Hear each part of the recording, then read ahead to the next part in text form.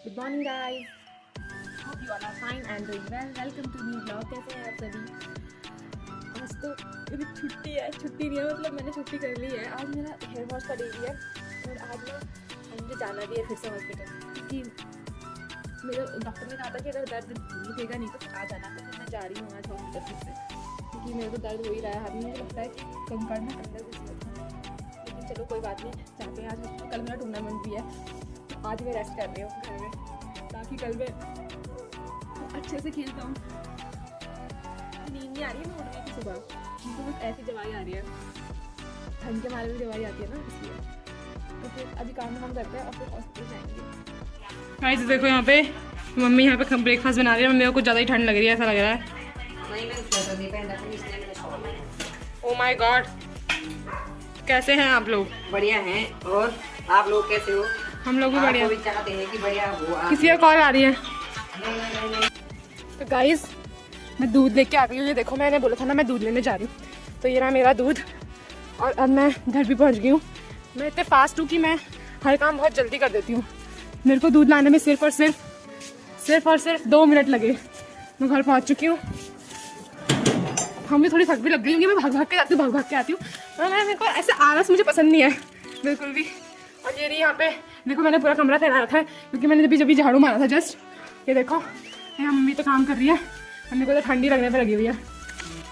Guys अभी मैंने बाल बुल धो दिया है, मैं जा रही हूँ डॉक्टर के पास। आज तो मैं अकेले जा रही हूँ क्योंकि मम्मी तो चली गई स्वाध्याय में, तो अब मुझे अकेले जाना पड़ रहा क्या है, मुझे अकेले ही जाना है एक्चुअली आज। मैं फिर सामान वगैरह भी लेके आना थोड़ा बहुत, तो चलते हैं फिर। तो मैंने अपना हॉस्पिटल का काम कंप्लीट कर दिया और मैं यहाँ चक्की में आई हूँ। चक्की में मैं क्या कराने आई हूँ, चक्की में मैं आटा लेने आई हूँ। और वहाँ से सामने से कोई मेरा जानने वाला था, शायद वो गया और उसने मुझे खाए बोला, लेकिन मेरे को पहचान में नहीं आया कि वो कौन है। तो मुझे पहचान में नहीं आते, बहुत बार ऐसा होता है मुझे पहचान में नहीं आते लोग। नहीं मतलब वो एक ही बार मिले होते ना, इसलिए।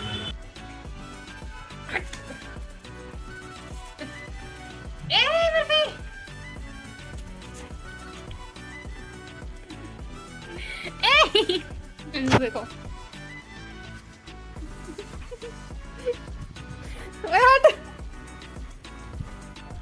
आज मैंने स्टॉपिंग यू का नेक्स्ट चैप्टर पढ़ा, जो कि था चैप्टर 10 और उसका नाम था द कंट्रोलिंग थिंग्स। तो उसमें मैंने सबसे पहला पॉइंट पढ़ा टाइम मैनेजमेंट।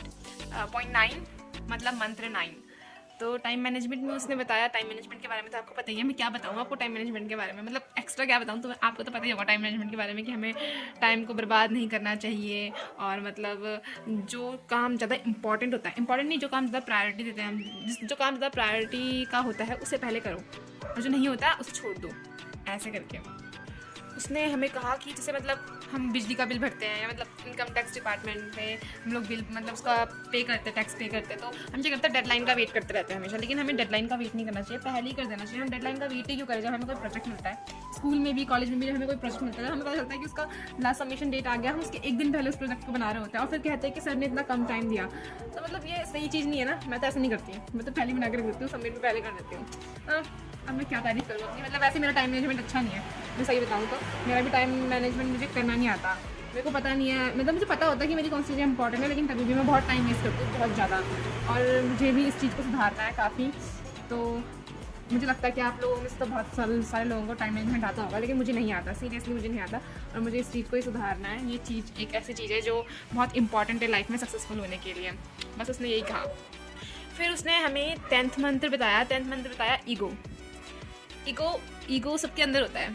ईगो को हिंदी में क्या बोलते हैं मम्मी? ईगो को हिंदी में क्या बोलते हैं मम्मी? ईगो को हिंदी में क्या बोलते हैं? घमंड बोलते हैं ईगो को हिंदी में, मम्मी ने बताया मुझे अभी जस्ट। हाँ, तो घमंड नहीं होना चाहिए किसी के अंदर, मतलब थोड़ा बहुत होता है जिसको हम लोग सेल्फ रिस्पेक्ट बोलते हैं, लेकिन ईगो बहुत गंदी चीज़ होती है। मतलब ईगो वो होता है जैसे कि फॉर एग्जांपल ऐसा होता है बहुत बार, आप लोगों के साथ भी होता है, मेरे साथ तो हुआ ही है, मतलब होता है बहुत बार कि हम गलत होते हैं, लेकिन तभी भी हम अपने आप को सही प्रूफ करने में लगे होते हैं। क्यों? हमारी तरफ से मतलब क्या पता सही होता होगा, लेकिन मतलब बाद में हमें जाकर रियलाइज़ होता है कि वो सही नहीं था। ऐसा वो ईगो होता है। जैसे कि हमारे पेरेंट्स हमें बोल देते हैं कि कुछ चीज़ गलत होती है, तो हम लेट उठते हैं, तो मम्मी बोलती है कि लेट उठे, लेकिन फिर हम बोलते हैं यार मम्मी क्या बोलती रहती है भयंकर, ये वो ऐसा करके मतलब उस पर आगे करने लग जाते हैं। आर्ग्यू नहीं करना चाहिए, जो चीज़ सही होती है उसको मान लेना चाहिए, और जो गलत होता है उसे एक्सेप्ट कर लेना चाहिए कि वो गलत है और फिर उसको सही करने का तरीका ढूंढना चाहिए। वो बोलते हैं या तो तुम ईगो को छोड़ दो या फिर तुम सबको छोड़ दो, या फिर तुम रहो ही मत किसी के साथ, अकेले रहो, या फिर ईगो को छोड़ दो। तो ईगो को छोड़ना चाहिए। और कहती है कि अगर तुम किसी मतलब इगोस्टिक पर्सन के साथ रहोगे तो वो तुम्हें पागल कर देगा, दिमाग ख़राब कर देगा तुम्हारा। तुम्हें उसको हमेशा खुश करना पड़ेगा। जब तक तुम उसे फ्लैटर नहीं करोगे, उसके साथ मक्खन पॉलिसी नहीं करोगे उसकी, तब तक वो खुश नहीं होगा। और अगर वो उसकी मक्खन पॉलिसी कर दी तो वो खुश हो जाएगा।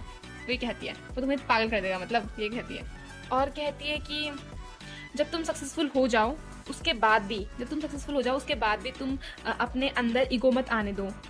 वो रजनीकांत का एग्जांपल देती है कि मतलब रजनीकांत एक ऐसे हीरो हैं जो कि मतलब इतने अच्छे हीरो हैं, इतने मतलब क्या बोलते हैं फेमस एक्टर है, लेकिन तभी भी वो एकदम डाउन टू अर्थ है। वो बहुत ज़्यादा मतलब क्या है अच्छे हैं और मतलब ऐसे क्या बोलते हैं उसे, हम्बल हैं और मतलब बहुत सिंपल हैं, वो बोलती है। तो बस यही रहा ईगो और उसके बारे में बताया था। तो ईगो तो मेरे अंदर है थोड़ा बहुत, और टाइम मैनेजमेंट मुझे नहीं आता है। तो मतलब ये दोनों पॉइंट है, ये मुझे सीखना है। सब मिलके सीखेंगे, आप लोग भी सीखना मेरे साथ।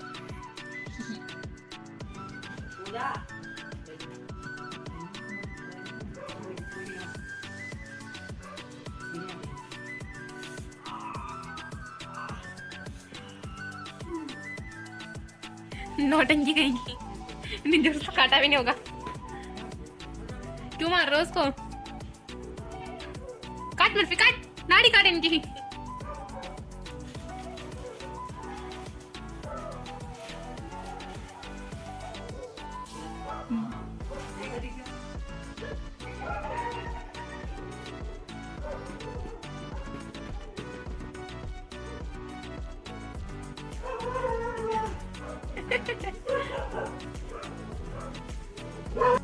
इसमें कराटे क्लास पहुंच गई।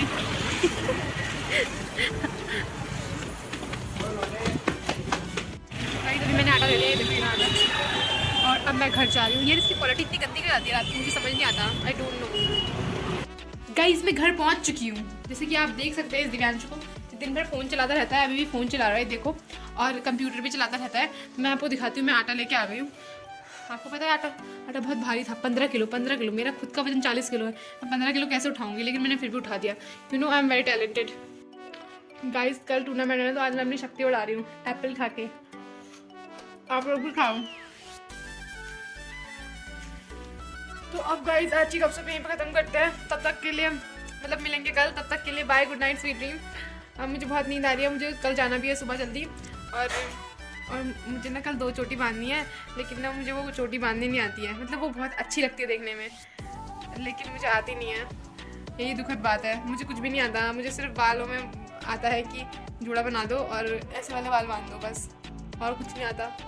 मम्मी को भी नहीं आता मेरी, मतलब मम्मी को आता है, मतलब मम्मी मेरे पहले 2 चोटी बांधती थी, लेकिन वैसी वाली नहीं आती जैसे मुझे चाहिए।